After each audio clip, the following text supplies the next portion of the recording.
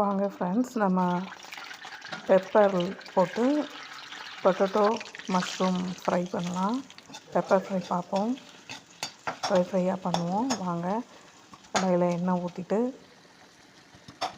ஜீரகம் கடுகு போட்டு தாளிச்சிட்டு வெங்காயம், ஒரே ஒரு தக்காளி ஆட் பண்ணியிருக்கிறேன். உப்பு போட்டு நல்லா வதக்கிப்போம். இஞ்சி பூண்டு பேஸ்ட் ஆட் பண்ணிக்கிறேன். மஞ்சத்தூள், உப்பு ஆட் பண்ணிக்கலாம். உருளைக்கிழங்கு கட் பண்ணதை ஆட் பண்ணி வதக்குவோம். மூடி வைப்போம் கொஞ்சம் நேரம். அந்த உருளைக்கிழங்கு கொஞ்சம் வெந்துட்டோம். ஏன்னா மஷ்ரூம் டக்குன்னு வெந்துடும். உருளைக்கிழங்கு வேகலைன்னா நல்லா. ஸோ மூடி வச்சு வேக வச்சுக்கலாம். அதுக்கப்புறம் மஷ்ரூமே ஆட் பண்ணிக்கலாம். இப்போது இது கொஞ்சம் நல்லா வதங்கின பிறகு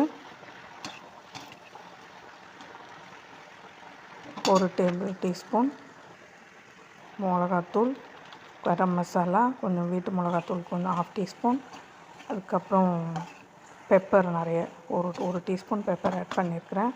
நல்லா காரசாரமாக சூப்பராக இருக்கும் ஃப்ரெண்ட்ஸ். பாருங்கள், நல்லா ஃப்ரை ஆகிட்டுருக்கு. தண்ணியே விடலை நம்ம இதில். அப்படியே நல்லா அதில் இருக்க ஈரத்துலேயே நல்லா ஃப்ரை ஆகிடுச்சு. இது அப்படியே நம்ம டிஃபனுக்கும் வச்சு சாப்பிட்லாம், சாப்பாட்டுக்கும் வச்சு சாப்பிட்லாம். நல்லாயிருக்கும்.